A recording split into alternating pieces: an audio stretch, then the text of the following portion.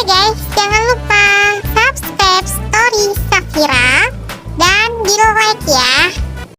Episode 3. Kamu pantas mendapatkan semua siksaan itu, putri pemimpi. Karena kamu adalah anak dari wanita yang menjadi perusak kebahagiaan aku dan anakku. Apa? Mamaku perusak kebahagiaan kalian? Apa kamu tidak salah bicara? Hah? Mamaku bukan wanita yang merusak kebahagiaan kalian. Tapi sebaliknya, kalianlah yang telah merusak kebahagiaan kami. Heh, kalau bukan, karena mamamu yang telah menjebak kekasihku untuk tidur seranjang dengannya, kekasihku tidak akan menikah dengan mamamu tahu. Dan sekarang, yang diakui sebagai kucu itu kamu, bukan Zara. Jika saja tidak ada kamu, pasti Zara yang menjadi kucu. Satu-satunya keluarga ini, dan yang paling penting, nama. Yang tertulis dalam surat wasiat itu nama Zara, bukan nama kamu. Jadi, sekarang, apapun yang kamu miliki itu sebenarnya milik Zara. Tidak salah jika Zara mengambil kembali apapun yang kamu miliki, karena seharusnya memang semua itu milik dia, termasuk Dava pacarmu itu. Kalian adalah manusia tidak tahu malu, ibu dan anak. Sama-sama serakah dan tidak beradab. Plak, sebuah tamparan mendarat di pipi Kania dengan cepat.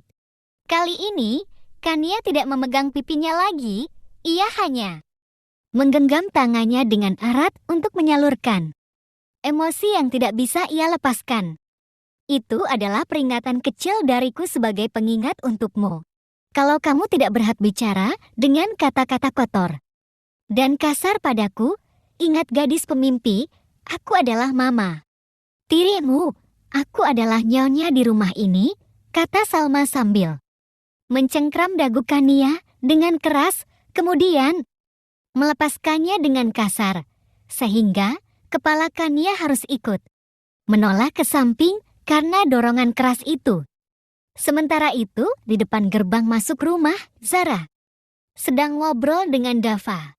Zar, apakah kalian tidak takut Kania akan menyakiti kalian? Kenapa dia tidak diletakkan di rumah sakit jiwa saja? Tanya Dava dengan nada sangat prihatin. Kak Dava, mana mungkin kami bisa meletakkan Kak Kaniake? Rumah sakit jiwa? Dia itu adalah saudaraku, aku tidak akan tega melihat ia tersisihkan ke rumah sakit jiwa sendirian. Zara bicara dengan nada sangat sedih sambil tertunduk. Tapi Zar, Kania itu sudah sampai ke tingkat yang membahayakan. Jika ia dibiarkan di sini bersama kalian, mungkin ia akan membahayakan keselamatan kalian semua. Hiks, tidak. Kami tidak bisa melepaskan Kak Kania ke rumah sakit jiwa, walaupun ia terbilang orang gila yang membahayakan, karena kami tidak sanggup melihat Kak Kania sendirian di sana. Zara sekarang memainkan sandiwara dengan sangat baik agar Dava percaya dan simpati padanya.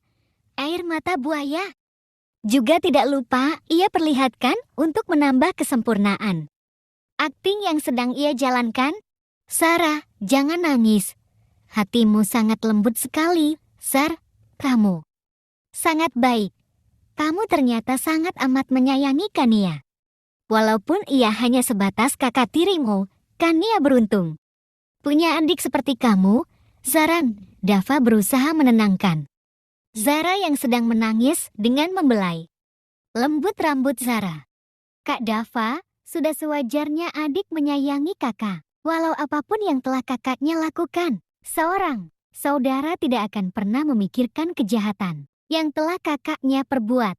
Kamu adalah gadis yang sangat baik dengan hati lembut.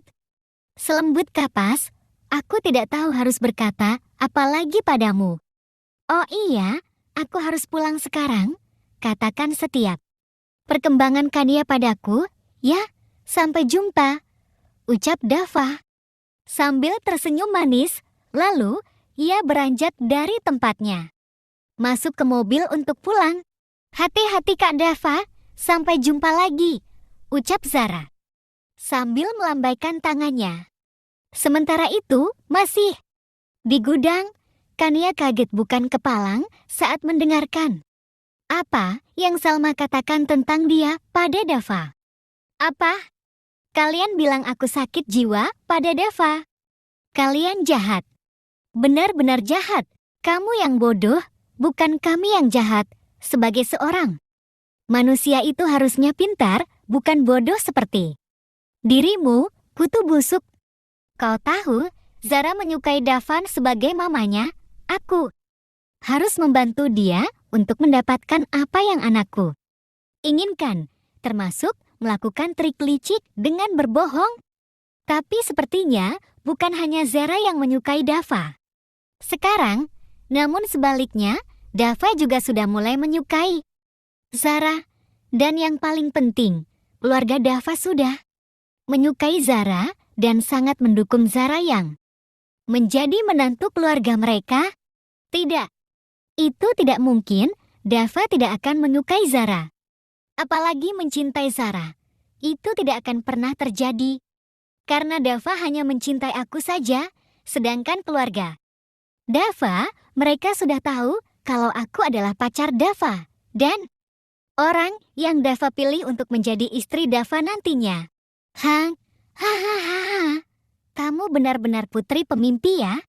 Kutu busuk, seberapa sulitnya sih untuk mengubah pandangan keluarga Dava tentang kamu dan menggantikan pandangan itu dengan Zara, sedangkan Dava, apa kamu lupa bagaimana sikap Dava saat bertemu dengan kamu barusan? Apakah dia menatap kamu dengan penuh cinta? Terus, apakah kamu mendapatkan pelukan hangat tanda kangen dari seorang pacar? Sepertinya tidak, ia malah patuh dengan apa yang Zara katakan. Mendengar apa yang Salma katakan, Kania merasa kakinya lemah dan tidak mampu untuk menahan berat tubuhnya. Lagi, ia terduduk ke lantai karena memikirkan apa yang terjadi tadi. Melihat Kania yang begitu sedih dan terpuruk dengan rasa putus asa, Salma tersenyum bahagia penuh kemenangan. Kasihan sekali, menyedihkan, benar-benar menyedihkan.